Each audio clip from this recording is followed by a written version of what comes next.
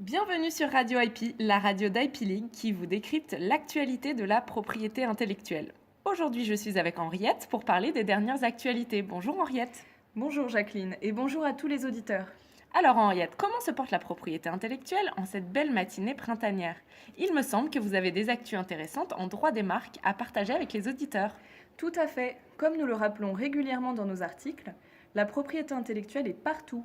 Et bien cela se vérifie ce mois-ci puisque l'IP s'invite en politique. Et oui, Marine Le Pen a décidé de rebaptiser son parti politique et a choisi le nom Rassemblement national. Vous ne voyez pas le problème?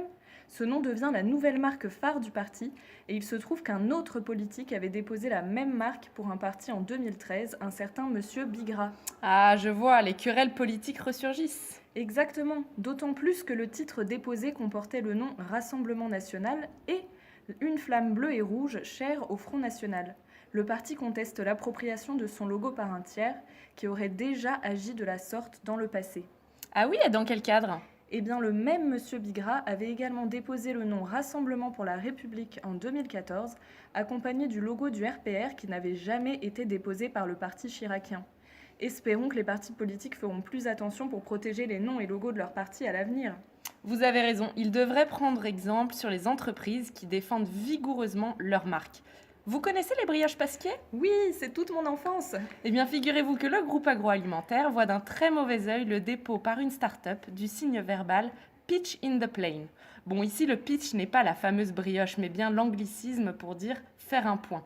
Sans prendre parti, on peut simplement vous dire que d'un côté, cette news peut faire sourire.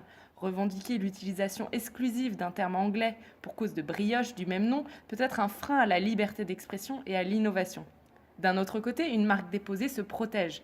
Laissez les gens utiliser vos marques dans le langage courant ou dans la vie des affaires, abstenez-vous d'agir et de revendiquer vos droits, et alors votre marque tombera en dégénérescence. Une marque peut tomber en dégénérescence? Et oui, Henriette, où mettez-vous vos produits frais à la maison? Eh bien, dans mon frigidaire. Exactement. Eh bien, sachez que Frigidaire était à l'origine une marque déposée qui, à force d'être utilisée sans revendication suffisante, est tombée dans le langage courant. Elle est devenue générique et n'est plus protégeable. Avouez que c'est problématique pour une entreprise. C'est vrai, attention à ne pas oublier de revendiquer sa marque. Et en parlant de revendication, celle-ci existe aussi en droit d'auteur. Ah oui, cela me fait penser à cette photo qui a été revendiquée de toutes parts. C'est celle du singe Naruto, vivant en Indonésie et qui a pris un selfie avec l'appareil photo de David Slater qu'il avait laissé là en 2011. C'est l'association PETA qui a tenté de faire reconnaître un droit d'auteur à l'animal dont la photo avait voyagé dans le monde entier.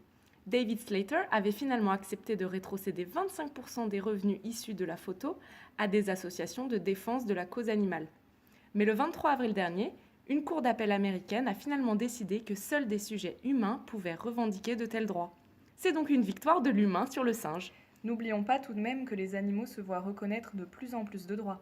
La publication récente d'un code de l'animal en France en témoigne. Mais c'est un autre sujet. Ce sera tout pour aujourd'hui pour l'actualité de la propriété intellectuelle. À très bientôt sur Radio IP. À bientôt!